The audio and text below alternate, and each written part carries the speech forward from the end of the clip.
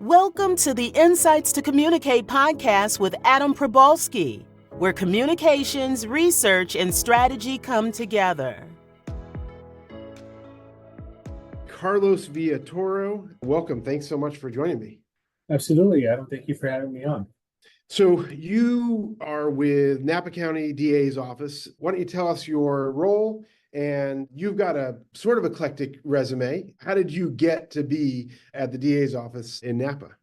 Well, thank you again, Adam, for having me on. My name is Carlos Villatoro, and I'm the Public Affairs and Media Officer for the Napa County District Attorney's Office. I've been here about a year, and as far as my role is concerned here with the office, I am the PIO for the Napa County DA's office, and that involves media relations. It also involves social media outreach, as well as any other marketing needs that the office has. And now, as far as how I came to the DA's office, I've been in government communications now for probably since 2014, I want to say. And my career started over at the California Department of Public Health, where I was a bilingual public information officer.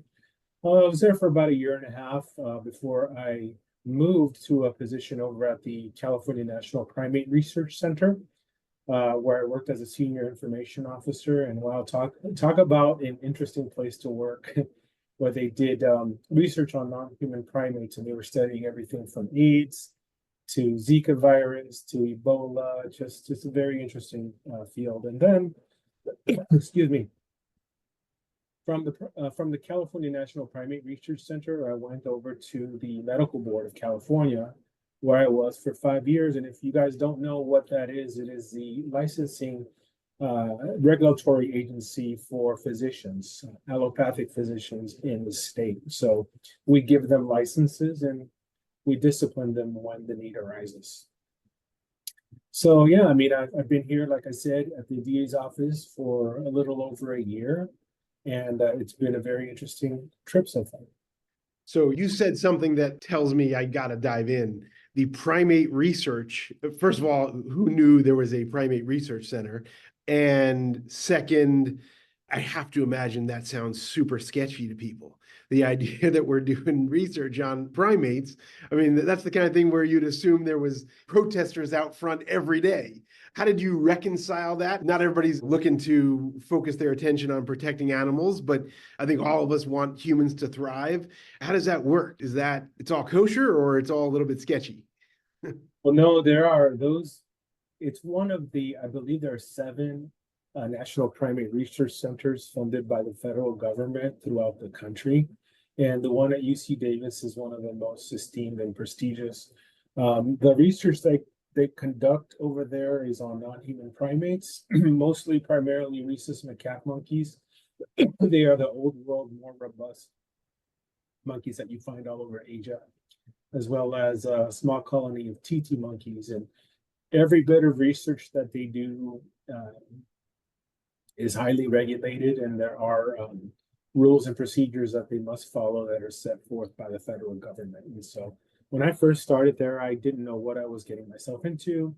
I was a little apprehensive about it because, of course, it is a place where they do research on non-human primates. But, you know, as you said, there are several benefits in doing this type of research on non-human primates. What they do is they try to establish what's called a monkey model for their research, and they take that monkey model and try to make it into make it more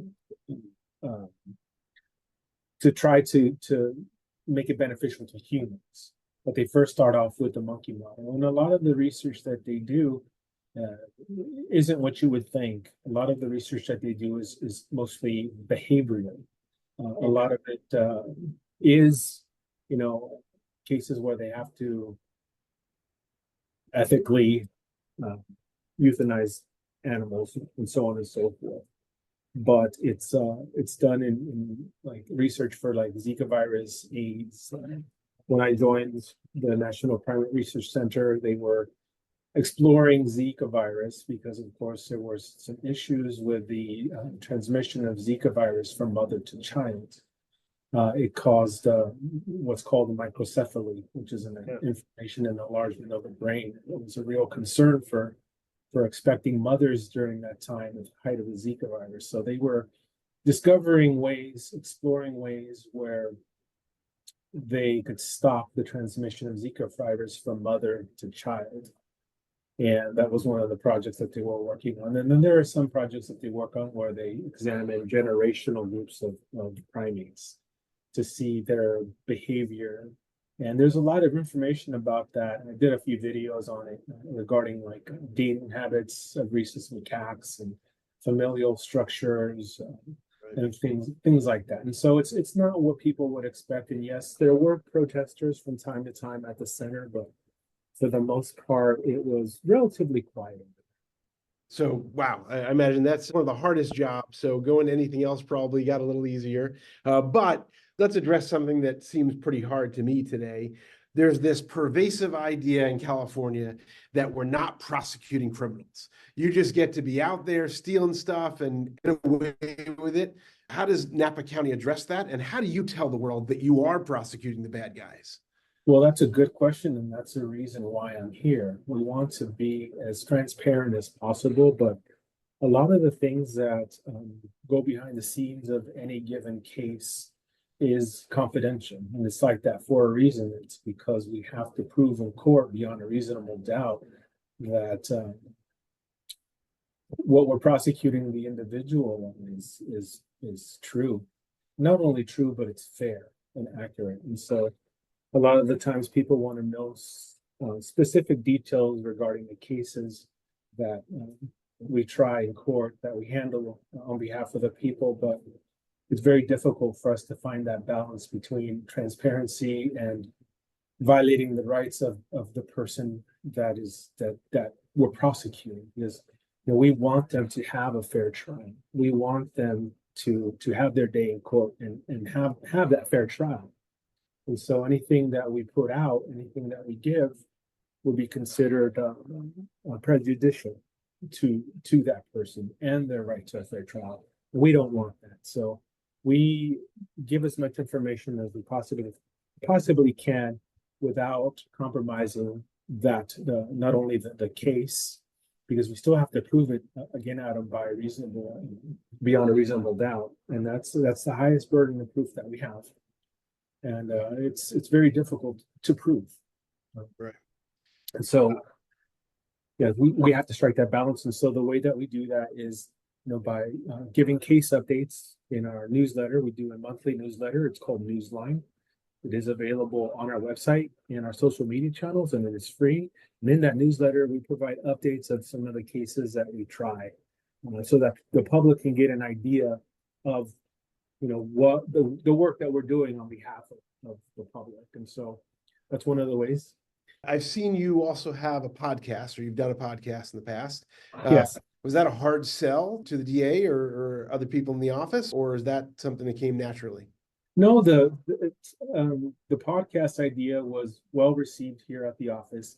The reason why I love this office so much is because they are very supportive in all the ideas that I want to do. And I've done podcasts. I started one over at the Primate Research Center called Monkey Talk, and it was Monkey Talk. It's a funny little name, but I have had that expertise in my communications toolkit for a while, and I thought, well, the DA's office, like I said, there's not a lot of information, specific information that we can give about our cases, but there certainly are topics that we can talk about.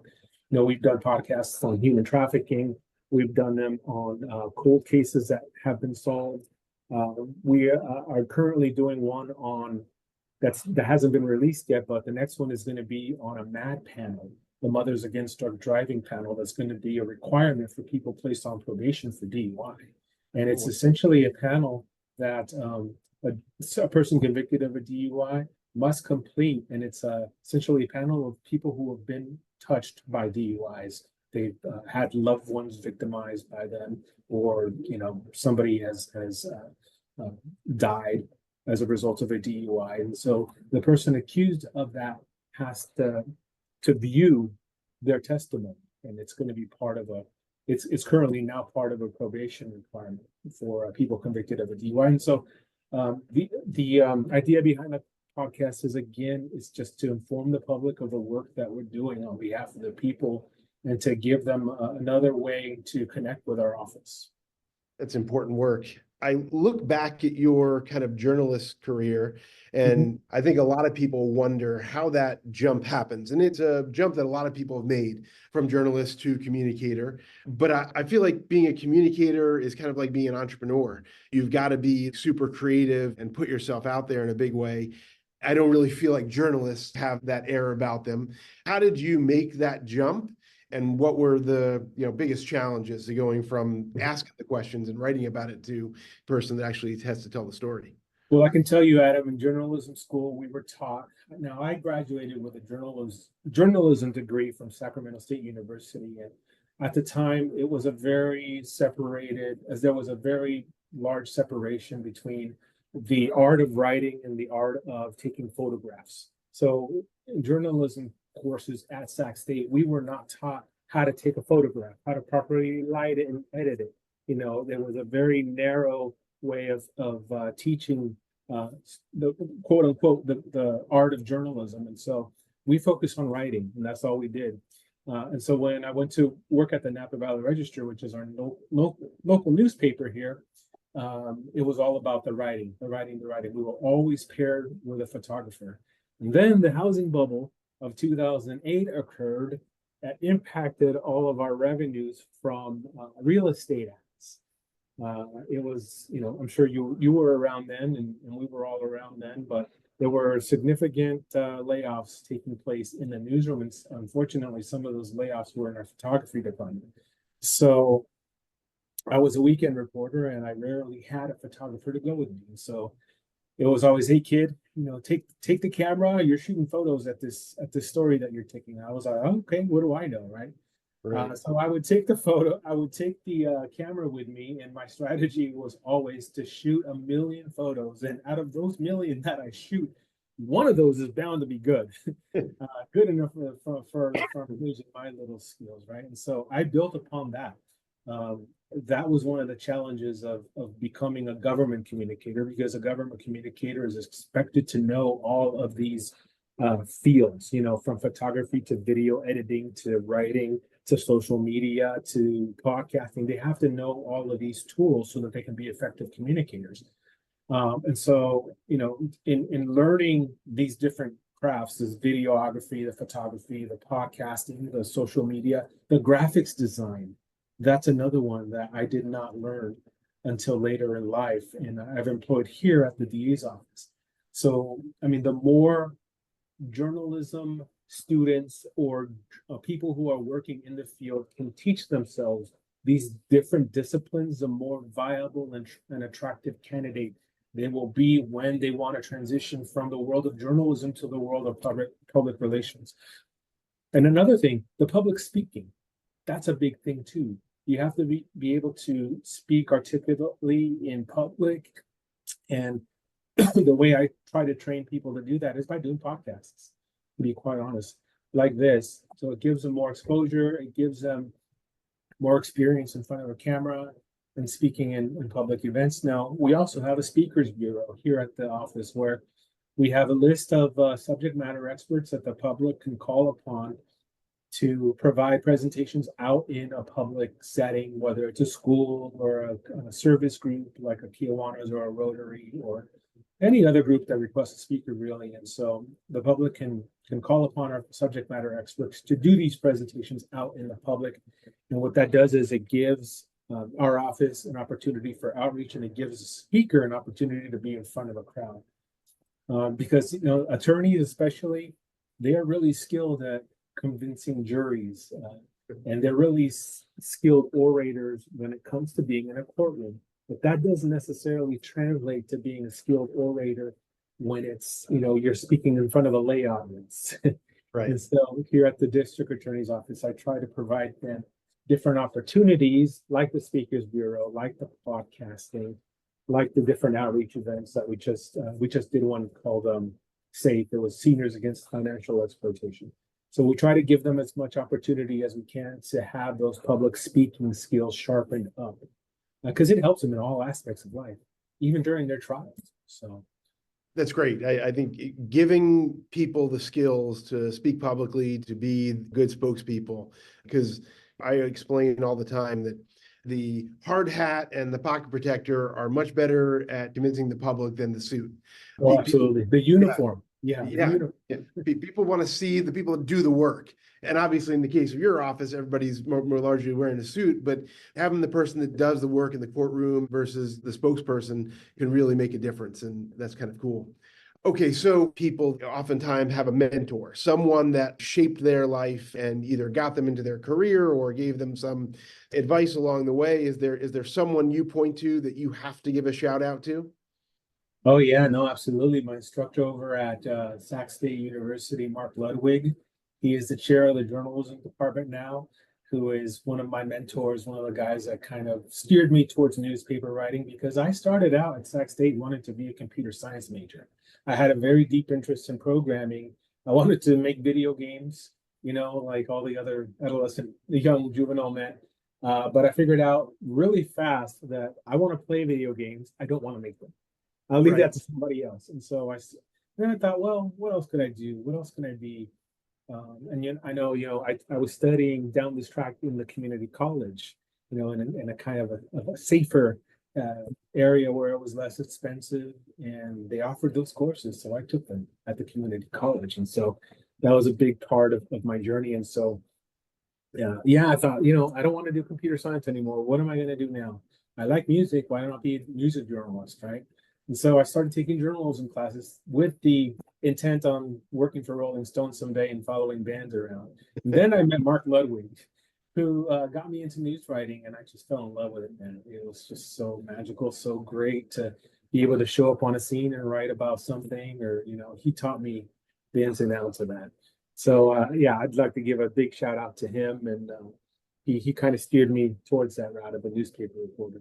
And I've always wanted to do news paper reporting instead of like broadcast journalism, because of course this face is not a face that would play well in front of a camera. You got to be younger, got to lose 100 pounds or whatever, and you have to be able to talk with that gift of gab, that broadcaster voice. Today we're talking to Adam, and we're talking about journalism and government communications. And what do you have to say? You have to be able to turn that voice on and off. And I've never been able to do that. So I've always been a skilled writer as opposed to a broadcaster voice. And so, yeah, Mark Ludwig, man, he's the one. That's amazing when you find the thing you're good at and you know your limitations. I think those are all really important factors in success in life. Yeah. You brought up community college. I'm a former president of a community college foundation. Mhm. I really think community colleges, especially in California, do such a great service for people, for kids, and obviously adults too, with ongoing learning. You kind of mentioned one thing, like maybe gave you a chance to explore something you weren't necessarily thinking about, but is there any other factor, any other thing that you think community college did for you? Oh no, absolutely. It allowed me to study at my own pace, I think, not only because of the proximity of the college, because I went to Solano Community College, but that was a college that was near my home, and it offered so many different classes in so many different ways to earn that degree that I was able to work and go to school at the same time. So it was flexible. The flexibility aspect of a community college is fantastic. The other part of the community college that's really beneficial, I think, for people is the price. The cost of getting those, lower division classes knocked out so that when you go to a university or a state university, you'll have those prerequisites done and you can just focus on whatever you want to focus on your major. So, that's another thing. And this the smaller community, I think, is also beneficial. When you get to a university, it's very large. You have to hike from class to class. And you have to just get from one end of the campus to the next. And at Solano Community College, you can get anywhere, within 5 minutes, I would say, if you were hoofing it. But there was a smaller sense of community there, and I think that's also one of these aspects of community college that's very beneficial for students. And nowadays community colleges, some of them offer bachelor degrees. You Yeah. know, And I would have loved to have had that back then. So, I mean, it's just even a more incentive for people to take advantage of their local community colleges instead of going to a university. I like to ask people what their, tagline, mantra, the words of advice, what's that theme that runs through your head every day that drives you? Every day is a new day. I thank the Lord for every breath I take, and I won't take it for granted. Those are the lyrics from a song called Alive by POD. And I love those lyrics. You can't take anything for granted because a lot of people would kill to be what you're doing every single day. There's a lot of people like to complain about Mondays. I never complain about Mondays ever because I have somewhere to go. I have a job to do and I love it. And do things with a passion. Find your passion and pursue it. And if you're not happy where you are, then change it. There's nothing that says that you have to stay there. Don't leave your job right away, obviously. Right. Have something in the background or another job lined up, but yeah, make it happen. Yeah, I think about that all the time. You're making hundreds of decisions a day. If you want to make a change, just, change 2 or 3 of those decisions today, and then 2 or 3 more tomorrow. You get to guide yourself even incrementally towards where you want to go. Absolutely. Yeah. And don't overthink it too. Just do it and see how it turns out. See the results, because you can spend your whole life thinking about something over and over and over again and never act on it. And that's, it's a shame, first of all, if that does happen, but it holds you back if you think about it too much. Fantastic. Carlos, thanks a ton for joining me. Absolutely, Adam, and thank you once again. And if anybody wants to know more information, you can visit our website or visit our social media channels, and we'll be happy to connect. Awesome. This has been Insights to Communicate with Adam Probalski, president of the woman and Latina-owned market and opinion research firm, Probalski Research.